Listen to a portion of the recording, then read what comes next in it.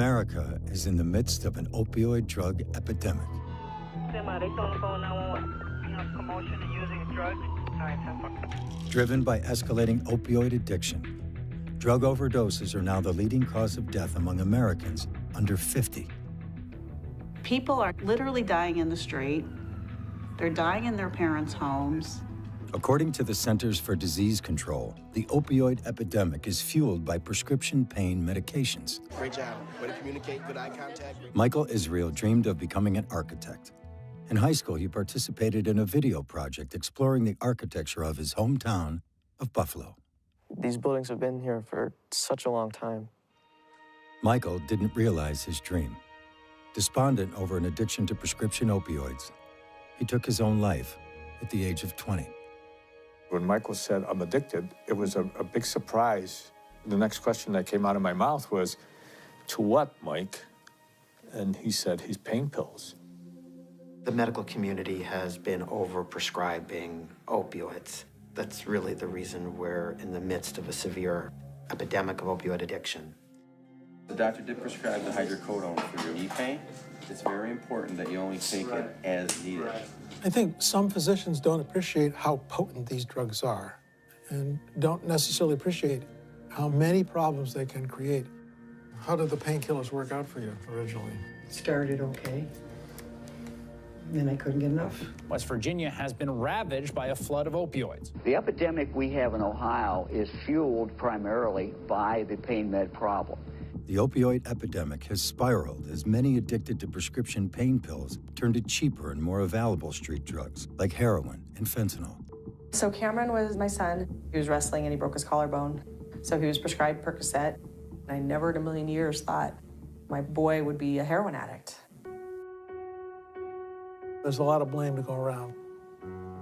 Patient demand, pharmaceutical companies, doctors there easy with a prescription pad.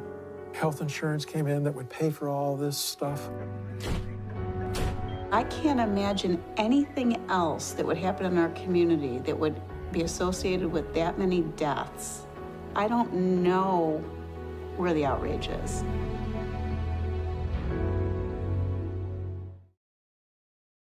It's very hard to get over this image every day and every night of your kid taking his last breath. Michael was the child that could put the smile on your face, always. When Michael passed away, we just started questioning, how did this happen and why did it happen? How did Michael get addicted? What happened to Michael? And then you find out we're all ignorant when it comes to addiction. We don't know very much about addiction because we never thought that it would happen to us. According to the Centers for Disease Control and Prevention, the number of drug overdose deaths in America has never been higher. The majority of deaths involve opioids, including popular prescription painkillers like oxycodone and hydrocodone. The problem's huge. The rate of deaths from prescription opiates has been exponentially growing, and that's only the tip of the iceberg in terms of how many people's lives are wrecked because of prescription opiates. It's a huge problem.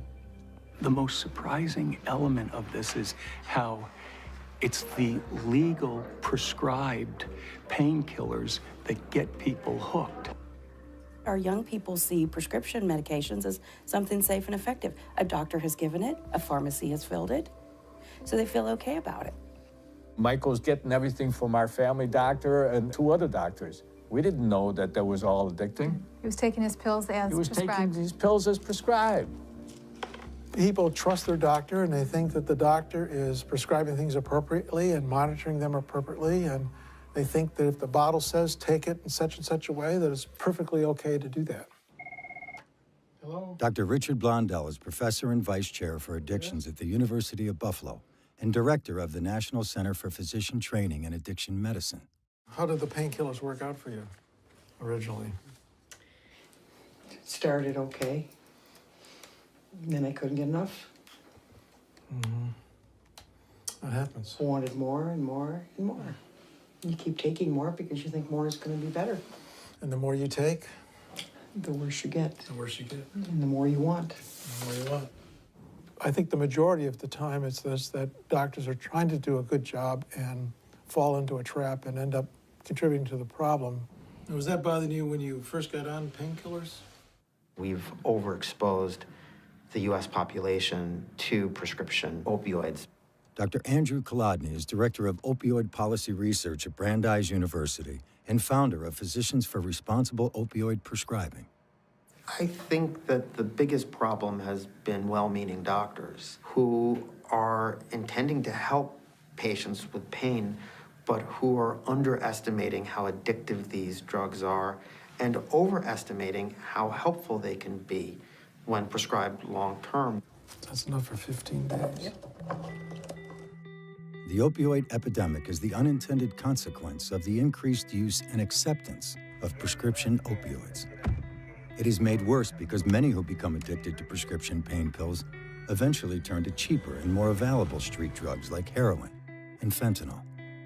Before they're using heroin, they're opioid addicted, and that addiction develops through prescription opioids. The reason that we're experiencing record high levels of overdose deaths, the reason we're seeing heroin and fentanyl flood into non-urban areas, the reason we're seeing soaring rates of infants born opioid dependent or outbreaks of injection-related infectious diseases, the driver behind all of these problems is the increased prevalence of opioid addiction in the United States. Used properly, prescription opioids ease short-term pain from surgery or a broken bone. They also manage severe pain for cancer and end-of-life patients. But the amount of opioids prescribed in America greatly exceeds what is required for those uses. When Michael passed away, Avi was angry. He was angry that it happened, and it shouldn't have happened. Yeah, there you go. Avi wanted a dog so badly, and I said, there's no way I can allow us to have a dog because Michael kept asking for a dog. We knew that Michael was in pain a lot, and towards the end of his life, he really suffered. We were really terribly lonely. So I finally gave in, and much to my surprise, this dog has given us such joy. Death changes you. It completely does. And you want to know, why did Michael have to die? At the age of 12, Michael was diagnosed with Crohn's disease, a painful gastrointestinal condition. As he got older, doctors prescribed powerful opioid medications to treat his pain. After Michael's death, his parents obtained pharmacy records that showed Michael was prescribed 185 pain pills over a 1-month period. I just couldn't believe that the doctors did this to him. It's indefensible that they did this to an 18-year-old, young man. Changed him chemically forever. This thing takes a beautiful person and turns him into a monster. That's my beautiful little baby. Yeah, who are you? You know, what happened to you? Yeah. You know, what's going on? And you don't understand what's going on. The reason that the United States is in the midst of a severe epidemic of opioid addiction is because the medical community began to prescribe opioids very aggressively. And as the prescriptions went up, rates of addiction and overdose deaths went up right along with the increase in the prescribing. More than 240 million prescriptions are written each year for opioid pain medications, enough for every adult American to have their own bottle. OxyContin, Opana, and Vicodin are among the most frequently prescribed and most commonly abused prescription opioids.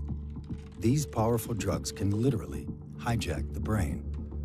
The effects produced in the brain by oxycodone and hydrocodone are indistinguishable from the effects produced by heroin. When we talk about opioid pain medicines, we're essentially talking about heroin pills. It is a very powerful drug. It's a different addiction. The course for opiate addiction is you fall off a cliff. So there's no gentle slope downward with consequences and an opportunity to evaluate what's going on, it is right off the cliff. With repeated exposure to a highly addictive drug, just about anybody can become addicted. We're acutely aware of the fact that it's broad and it's not just one subset of the population that's doing it. It's kind of a problem that's affecting all age groups, all races, both sexes. That allows it to become bigger because it affects so many people. Unlike previous drug crises in the United States, the opioid epidemic impacts rural, city, and suburban communities and touches every socioeconomic group. Opioid addiction is a 50-state epidemic. Wyoming County is a rural county. Population approximately 23,000. Very tight-knit, hard-working type communities here. The mountains are beautiful here. I mean, the people are genuine and good people. Oceana is a close-knit community. They're still good here, but through the years it's progressively gotten worse, and it is getting worse. West Virginia has been hard hit by opioid addiction. It has one of the highest opioid prescription rates in the country and has one of the highest rates of opioid overdoses and deaths. The majority of our kids are affected by drugs in their immediate family. Good morning. In our career education class, we've talked about what do you want to be when you grow up? We know that we have to meet their basic needs before they'll ever reach out to, English or math. We're going to talk to each other, kind of be a sounding board. What does this career really, consist of? Primarily, we focus on keeping and making our kids feel safe. Got it? And learning does take second to that. If they don't feel safe, how can we expect them to learn? First of all, let me thank you so much for allowing me to come back to beautiful Oceana. Senator Joe Manchin visited Oceana Middle School in 2011 as a newly elected senator. He came to talk about education and jobs, but the middle school students had other things on their mind. So when I came down 5 years ago, that's what we were talking about the jobs opportunities. And then there were some students that wanted to talk to me. They wanted to share the life that they were challenged with, living in an area that become truly overrun by drugs. Chelsea was a 7th grader when she met with Senator Manchin in 2011. He came to our small community, and the conversation led to the problem with drugs in our community.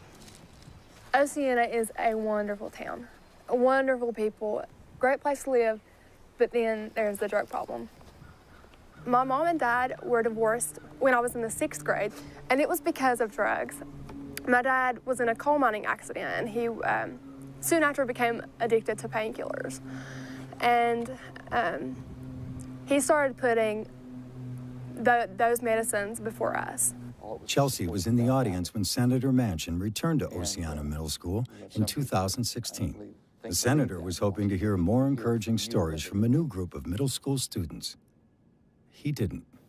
I think that what is wrong with our community, like the drugs in it, I haven't really seen a change because I don't know how it was like before, but my parents and my grandma and my aunt used to talk how it would be safe at night and you could do whatever you want. You could walk the streets and you wouldn't have to lock your doors and have a doubt about anyone, and now everything is dangerous and you don't want to go outside alone even in the daytime. It's still that way here. You're still seeing that? Yes. My stepdad did them. He beat me and my mom, put a gun to my head's mom and me. What do he want you all to do? He wants you to take drugs too, or he wants your mom to take drugs, or he was just out of control? He wanted my mom to take drugs. She wouldn't do it. Is he gone now? Is he out of your life? He shot himself because of it after he killed my mom by shooting her up 3 times with Oxycontin. He didn't want a divorce. She did. How old was your mom? 20. I was 5. But to have a child tell you that my mother was shot with a needle with oxycodone, and the first shot killed her, but the guy shot her 2 more times to make sure she was dead. For a little 12-year-old girl to tell you that, now think about it. You've seen the horrific effects it's had on your families. You've seen death in your family at a very young age. No child should go through what you went through. You know, this is life. This is how it is. Many kids don't know anything differently. They don't know that another world exists. You know, to them, this is normal. I took away from that conversation just as another day. I live that day in, day out from a lot of the cases that we have here. Very sad stories, and I've heard some horrendous stories over the years from this part of the state. You heard their stories. They were worse than ours were for 5 years ago. My story, it's sad, but their stories were devastating. Like, it was very upsetting to hear those. It's unbelievable that it's just getting worse. Every day we battle this, the effects of the drugs. We battle the addictions right here in school. They're precious kids, and they all have special qualities. We need to save their lives. We need to. I would just tell them that they had their future, and I don't want to ever have to go through that with myself or my family that I will have in years to come. We don't want this for our children, so maybe, you know, maybe we're not doomed. Children should not have to live like these children have had to live. They didn't ask for it. Teacher Deborah Davis fights the opioid epidemic at school and in the community. We are a faith-based organization. We're a nonprofit, and we were established in 2005 because families had nowhere to go. So how was your group of students? They did really good. So we started helping mothers and wives and children, and it wasn't long till we learned it was the community's problem. Okay, we just got this back from the printers. I focus on what happens if I don't do anything. Take off. For the longest time, no one would talk about anything. It was hidden. Therefore, it continued to get worse. So now, everybody's talking about it. Hopefully, we can stop talking about problems and start focusing on solutions. The crisis of opioid addiction is a relatively new problem in America. Prior to the mid-90s, the use of opioids to treat pain was limited. 2 factors triggered the dramatic increase in prescribing opioids to treat pain. Pharmaceutical companies began telling physicians that opioid pain relievers were safe, effective, and non-addictive. Around the same time, doctors were being pressured to treat pain more aggressively. There came out some new recommendation from professional medical organizations that pain is really supposed to be the 5th vital sign. In addition to your blood pressure and your pulse and your temperature, we're also going to ask you on a scale of 1 to 10, how's your pain today? And if your pain's a 5 or greater, then the physician feels a mandate to medicate that.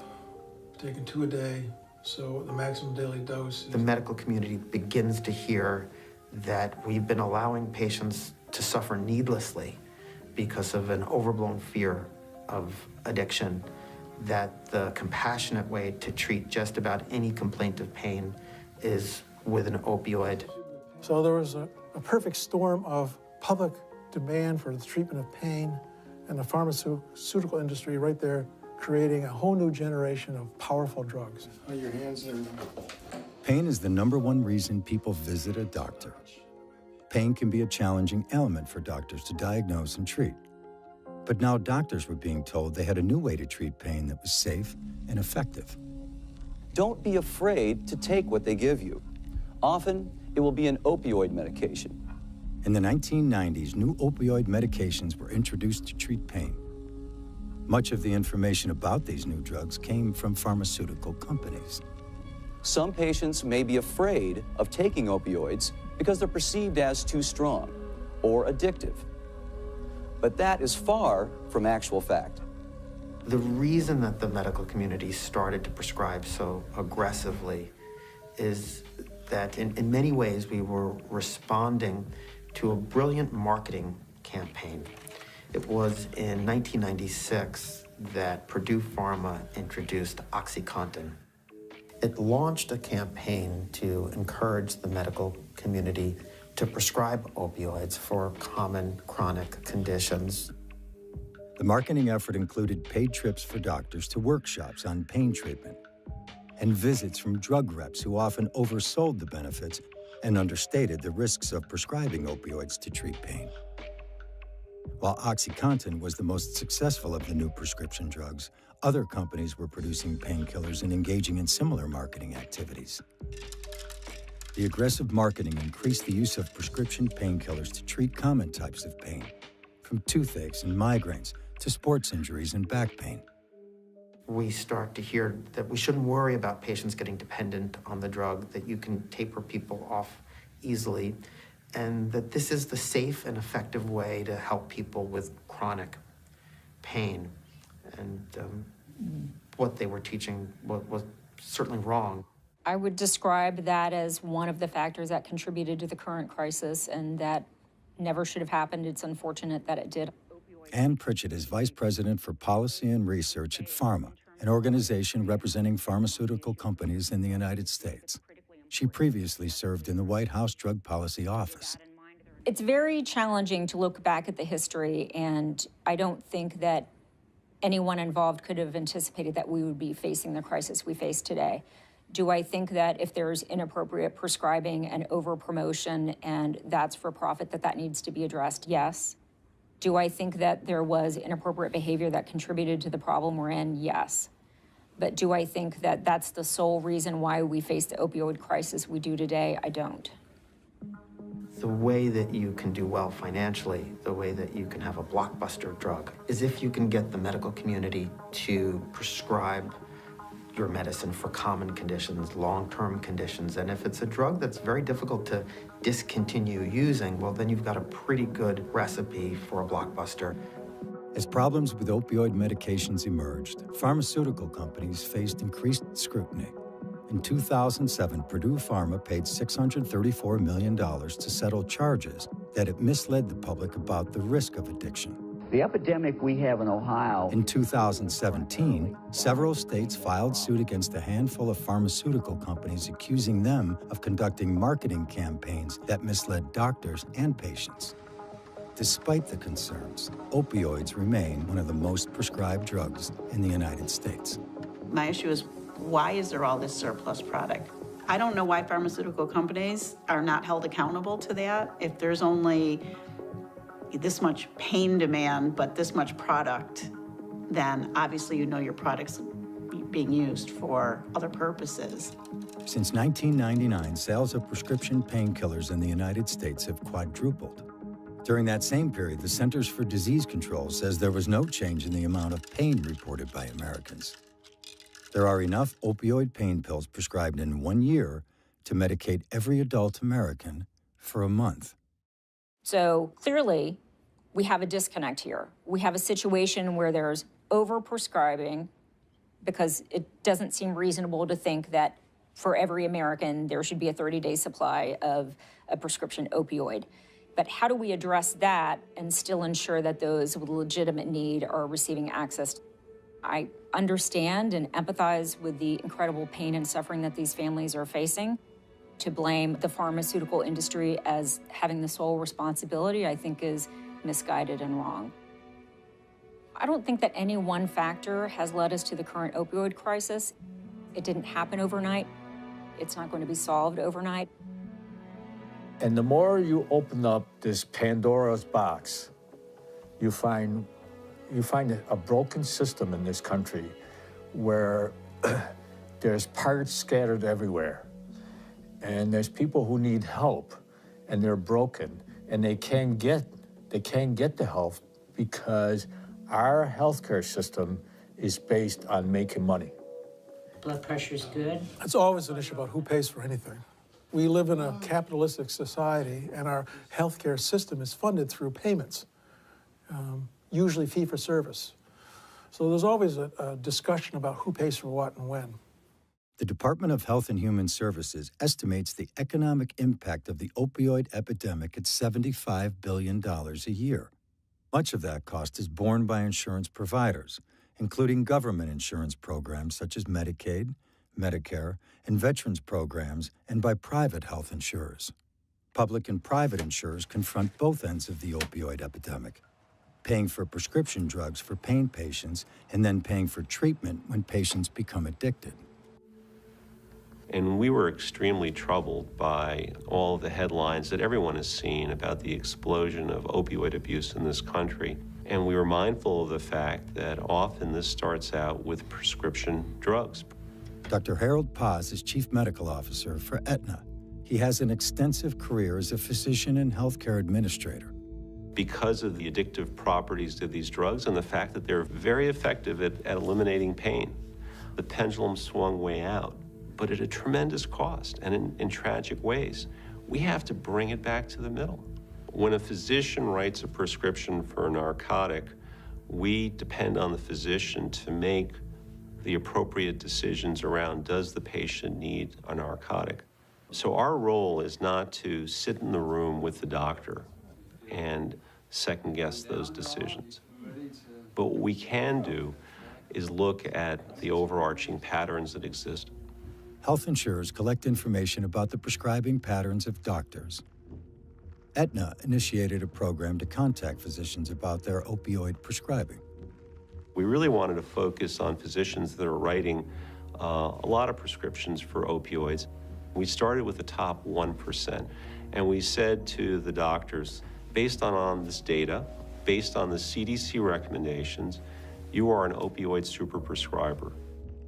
Along with the letter, Aetna provided a checklist for doctors to use when prescribing opioids. But some question whether letters are enough to address the problem. We expect that our physicians are going to be well-trained, they're going to practice appropriately and professionally and ethically, and if they aren't, we have in our communities and in our states the mechanisms to identify that and make sure that those problems are corrected. Patients and prescribers really need to understand that opioids are highly addictive. It doesn't mean that they should never prescribe it or that the patient should never take it. It means we have to be very careful with these drugs. We have to avoid using them when we can. And for many types of pain, we can avoid opioids. We have alternative treatments. I'm treating the tissue in your neck and around your head. Helps relax this area, help with pain too, okay? Okay. In 2016, the Centers for Disease Control created the first national guidelines for prescribing opioids for chronic pain. A key recommendation encouraged doctors to use non-opioid approaches to treat most pain. But changing doctor and patient reliance on prescription painkillers is challenging. I have a solution that will make this whole problem go away. Dr. Daniel Alford is professor of medicine at the Boston University School of Medicine, where he directs an opioid prescribing education program.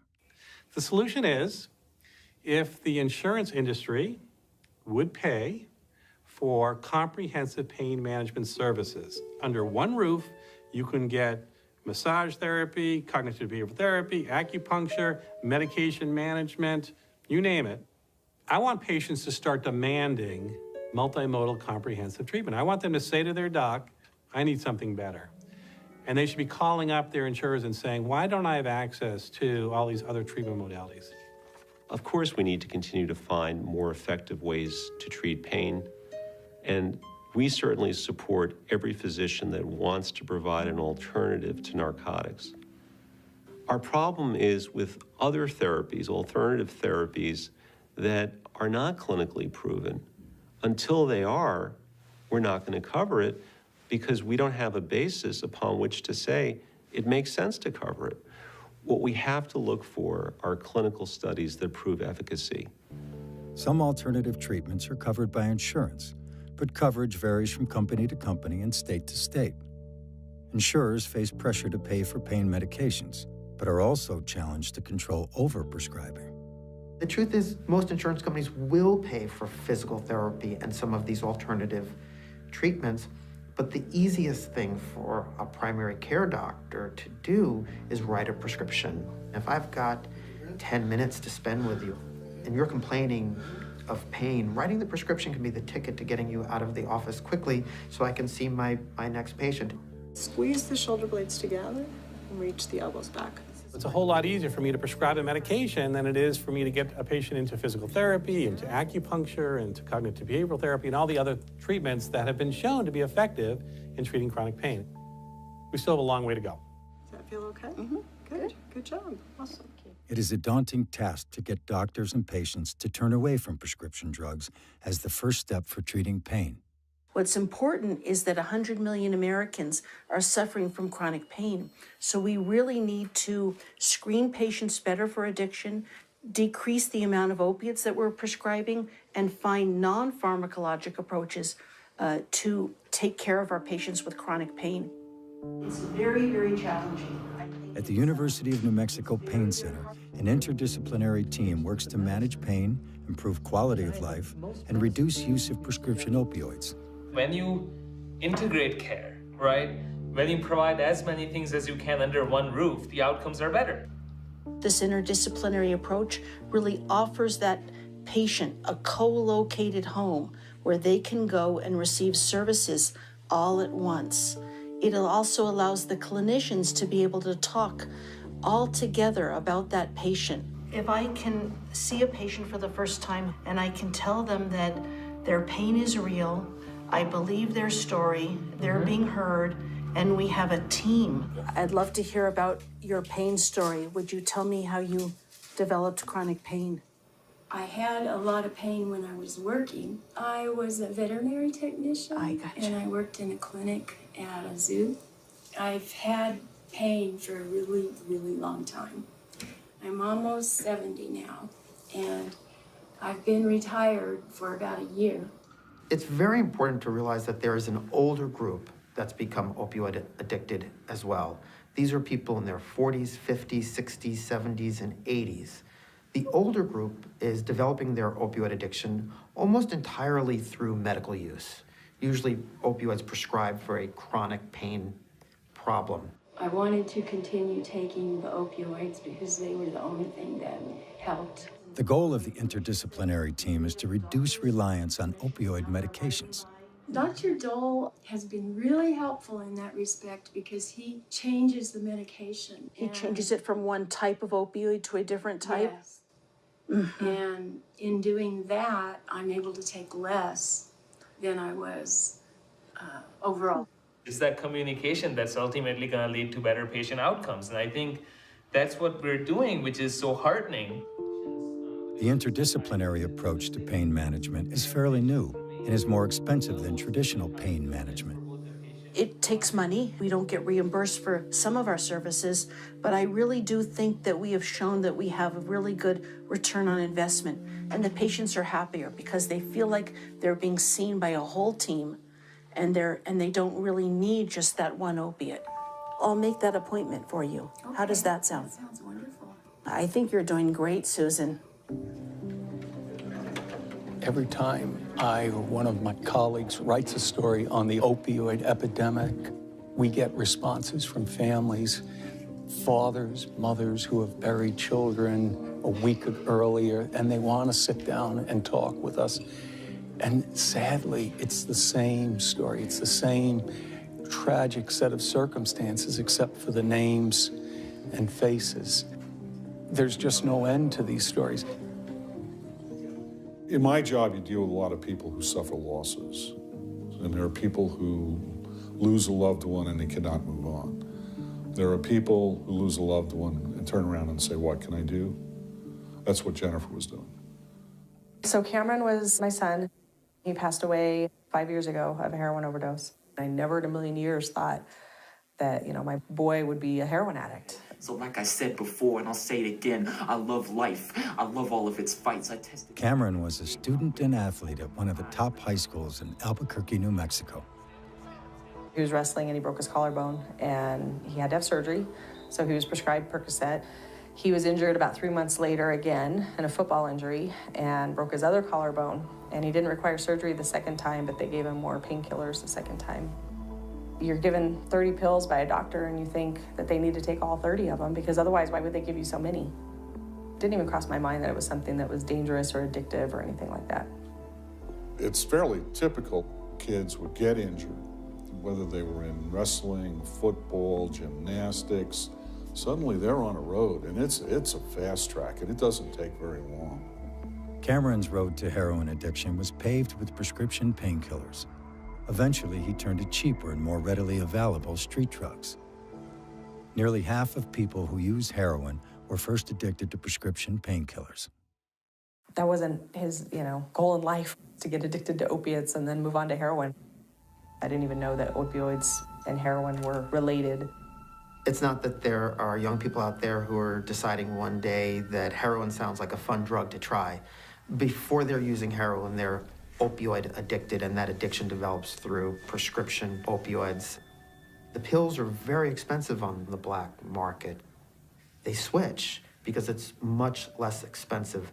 We've seen overdose deaths in that group rise very rapidly because the heroin supply has become more dangerous. It has fentanyl in it now. The migration from prescription pain pills to heroin has changed the demographics of drug addiction in America. While heroin use has increased in most socioeconomic groups, some of the greatest increases are in demographic groups with historically low rates of heroin use. Every person I've ever talked to who ends up a heroin addict, they talk about how when they were doing pills, they would never do heroin. They would never put a needle in their arm. Crossing those thresholds into the next phase, it's literally 5 minutes, because you go from, I've never had a needle in my arm till a needle was in my arm. And now we're off and running. I was completely shocked. I quickly found out that, drugs don't discriminate. They're everywhere. For an addict like Cameron, what happens is that drug replaces everything. It replaces your love for your parents. It replaces your love for your friends, your other family members. You steal, lie, cheat, do whatever you can to get the money to get your next fix. That sounds like a cliche, but it's a cliche because it's true. That's what happens. Since my son passed away, my life has completely changed. I felt like nothing was the same anymore, and nothing meant as much anymore. And so it was very difficult, and it's still very difficult. Even though it's been 5 years, it still feels like it was yesterday. As with many parents who lose a child to opioid addiction, Jennifer has devoted her life to helping others. She started Serenity Mesa, a youth addiction recovery program. We do long-term treatment for young men aged 14 to 21, and we provide not only drug treatment and counseling, but life skills, high school education, and job placement, job readiness programs, things like that. And we're able to really dig deep into some of the trauma and some of the underlying issues that may have caused their substance abuse in the first place. Helping others deal with addiction has helped Jennifer face her own loss. It helps to help other people and to see, all the young men at Serenity Mesa and the progress that they make and how well they do. They're battling to save their life right now. They don't realize it because they're so young. And that was the issue, I think, with Cameron, is he was just so young. He didn't know he was dealing with a life or death situation. He just thought he could quit whenever he wanted to and everything would go back to normal. They say that you learn to live with grief. You don't get over it. It doesn't go away, but you learn to live with it. But, I still think about him all the time. It's been said to me that these people aren't bad people trying to be good. They're sick people trying to get better. With the opiate population, it's different in the fact that a lot of times they don't see this train coming down the tracks. It's an injury, it's a surgery, and oftentimes that's where it starts. Hey, Bill. How are you? Good. Nice to see you again. Yeah, so it's been, 2 weeks now? I was 15 years old and I had a tumor in my spine. Spent a week in the hospital. They sent me home with a bunch of medication. I ended up being addicted to opiates. I gave up. I didn't care what happened to me. It's a pretty horrible feeling when you don't really care if you live or die. Okay, so what's up for this week? What do you have planned? My son loves dinosaurs, so I think this weekend we're gonna go to a fossil museum. Should be fun. I'm excited. It's amazing what you think is normal turns out to be this terrible ordeal that I dealt with for the past 15, 16 years. it takes over your life. It's sickening to even think of the things that I've done and the people that I've hurt, and just not to even care at the time what was going on. I think deep down, every addict has a desire to not be living that life anymore. I think that desire has to be strong enough to want to change, to outweigh the draw, the pull from that part of the brain that's been sort of hijacked by the addiction. Opioids are one of the toughest addictions to break. Opioids produce an addictive euphoria that alters the chemistry of the brain. According to the National Institute on Drug Abuse, treatment programs that focus only on abstinence do not result in long-term recovery. The reality is there's no fix, there's no cure for this disease. There's a lot of work involved in this. It's not just a quick fix or a miracle cure. There's not a magic bullet out here. We don't have a one and out, well, come in and we'll save you and you're gonna be all good. It's a long and difficult road. Opioid addiction is a chronic disease, like diabetes or heart disease. All need to be managed for a lifetime. Treatment for addiction typically includes some form of individual or group therapy. What you become when you're getting high is not who you are. You know, who you are is sitting in this chair today, fighting, struggling with the courage, the faith, and the hope that tomorrow could be a better day. The disease can be arrested. You know, you can lock it up and lock it up forever, you know, and as long as you don't put that key in the lock and turn it and let it loose, you can be free from the horrors of addiction. Things got really rough for me before they ever seemed like they were going to get better. I can remember one time I was working with a family, and the day the young man was to leave our facility, the mother thanked me. She said, "Thank you for curing my son." And I said, "I'm sorry, there's really no cure. This is a daily reprieve contingent upon what your son is going to do moving forward." It's hard as hell to bring yourself to a program like this, to do something, to really change your life and get outside of your comfort zone. Treatment must address changes to the brain caused by opioid addiction. Medication-assisted treatment is a proven effective treatment for individuals with opioid use disorder. Use of medications helps to wean the brain off opioids and improve outcomes for addicted patients. One of the most effective treatments is a medicine called Suboxone or buprenorphine. It will control people's cravings, and it reduces the risk that they're going to die of an overdose. Opioid replacement with buprenorphine is one of those things that for many people is a game changer. While medication-assisted treatment improves the chances for recovery, there is a lingering issue of why treatment for opioid addiction often fails. Oftentimes, it's not just one treatment, it's multiple treatments. And that's where I think the frustration comes in, where people think that, you know, recovery doesn't work. You know, it's fruitless. It's just not going to happen. You know, my loved one's been through this 3, 4, 5 times. Once somebody becomes addicted to opioids, it's a lifelong problem. They're not going to get better by checking into a rehab for 30 days or getting detoxed.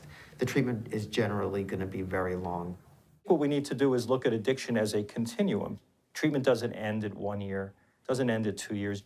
I think what we're faced constantly is families, friends, employers that think that a stint in a rehab for a month means potential success.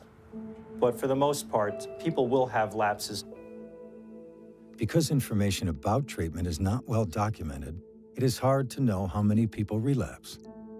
But relapse does not mean failure. You go into treatment and it doesn't fix you. And you're going to have people who fall off the wagon.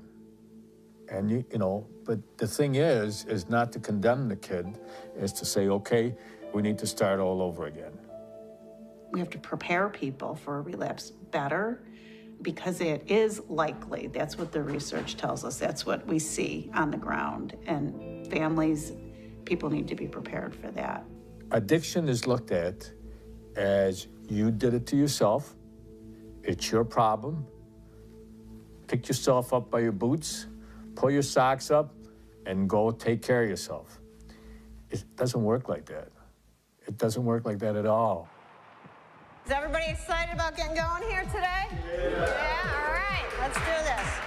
One of our most popular classes are cycling or spin, as people know it. Treatment goes beyond dealing with the power of the addiction to help patients reconnect to seemingly ordinary activities. Pick up your pace a little bit. It not only helps with your fitness, improve fitness, but it also improves your mood, which will then, they'll feel better about themselves, they'll have better confidence in themselves, because they are very broken when they first come into us. It's not hopeless, but because it's not an easily resolved problem, they're scared out of their minds. It took me to get hope in myself that I could do this before I could even really make any actions toward recovery. You walk around here and you talk to the people that are here, and for this point in time, they have a chance. The challenge for many is finding access to treatment. The National Institute on Drug Abuse estimates fewer than 12% of Americans suffering from substance use disorders receive treatment. For many, the stigma associated with opioid and heroin addiction gets in the way of treatment. But when you talk about addiction, sometimes that triggers responses based on prejudice and ignorance. So there are some who might think that it's not a medical problem at all. It's just a moral character defect.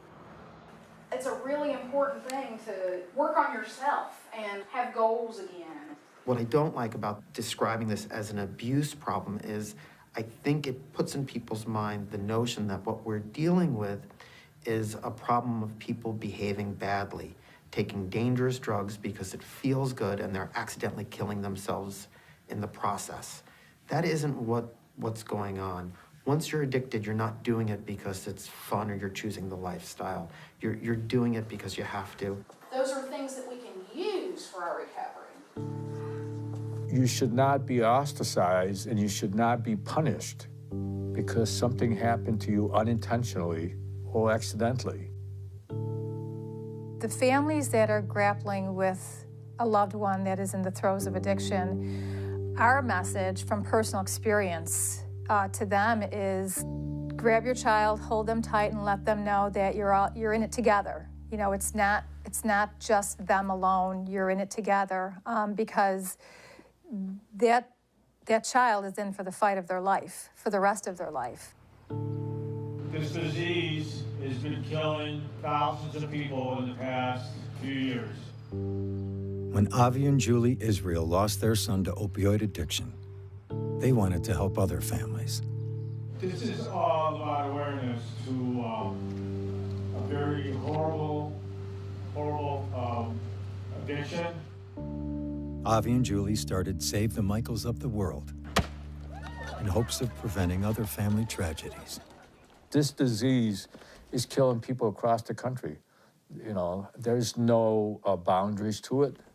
There's no class levels. There's no education levels or any of that stuff. There's people dying all over. It should be more of an outrage out there. People should be out there demanding results. I think there's not more outrage because the people that are not affected don't think it's going to happen to them, which, you know, that's a false sense of security because, you know what, you are one car accident, one surgery, one wisdom tooth, one sports injury away from the disease of addiction, because that's how fast it can happen to your family. There is a growing outrage. Not enough. Maybe we might have been in a better place right now if there had been more outrage early on. And so now we're reaping the consequences of what we have sown, and now we're trying to undo some of that stuff. And it's a lot easier to do it than it is to undo it. There are small signs of progress in combating the opioid epidemic. The Centers for Disease Control reports opioid prescribing peaked in 2010 and decreased each year through 2015. Experts say the drop is a sign the culture of overprescribing is changing. But fewer prescriptions have not resulted in a drop in opioid addiction and death. There are no easy solutions to the opioid epidemic. While treatment is essential, any long-term approach must focus on prevention. If we had the right education and people were motivated the right way, they wouldn't get this disease in the first place. So there's a great amount of hope if we shift our thinking about our approach to this disease and shift more towards prevention and early identification. The way you respond to disease epidemics or outbreaks is really by accomplishing two things. The first thing that you need to do is to prevent new cases of the disease. You want to contain it, keep new people from getting it. And the other thing that you need to do is you need to treat the people who have the disease so they don't die from it. That's really going to be the only way we can bring down overdose deaths in the short term. I would start with a massive educational campaign, the same kind of educational campaign and awareness that they did for any other new kind of emerging disease. So now we have to start thinking about educating our children better, about educating doctors better, about educating parents better, about educating our public health officials better, about educating our politicians better. All of those people have to come together to really affect a strategy of prevention. Well, I believe that we need to educate at a much younger age than we do now. But again, because of the disease of denial, many folks are going to say, well, we don't need that in my town. We don't need that in my school. That's for down the road. But the problem is, down the road is right in your locale. We've got to fix this. And it's going to take some big-time solutions here. This is not going to be something where you put up a couple of billboards and it's all going to get better. People want it all fixed next month. You know, here's the problem, now at 5 o'clock, solution, film at 11. It ain't going to happen. Everybody has to accept their little piece of responsibility for this and do their part to fix the problem. As long as everybody's saying, pointing the fingers and blaming somebody else, is not going to get done. But I think what is beginning to have an impact is increasingly you're seeing families that have been affected by the problem speaking out. And some of these family survivor advocates are having an impact. I think prevention is key. Educating the parents, educating the coaches, educating the kids through the school systems. How many of you found something interesting? If we had prevention programs in all the schools and all the districts from an early age on up, then kids would have the education, parents would have the education, and all the people around them, you know, the coaches, it's a community problem. Wherever there's a propensity for somebody to get an opiate, whether it's a dentist, a doctor, wherever, the education needs to be there. The families that are left behind who want to tell the stories because they don't want it to be that their child or loved one died in vain. They want to spare other people the agony of losing a loved one. And I think that's going to be the strongest, you know, boost to really changing society's attitude. In life, as in death, you fight for your children. It's Michael's spirit that drives us. You don't want the world to forget that there was a kid by the name of Michael Israel that lived here. He was a good kid. He was a terrific kid. And we miss him. He has also put us on a path and a journey where we're gonna take it to the end. There's no turning back now. We watched a beautiful boy go from jumping around and everything and being so funny into suffering. And so you fight for him. And we took him all over to get him help. And now we're taking Michael all over to get other people help. When we first started talking about this, we were like a little flickering candle. And now we have like a flashlight beam. It's still not daylight out there. We still got a long way to go. It's moving in the right direction. And unfortunately, it's taken a lot of death to get this movement. And it's going to take more death before this stops. I see tragedies for sure, but I also see successes. And that's where the hope comes, because it doesn't have to be like this. Our society doesn't have to be riddled with addiction. We don't have to pick up the paper and read about all these kids that overdose every day. We don't have to do that. We can do better. We know how to do this. It's just getting the will to do it. That's the hard part.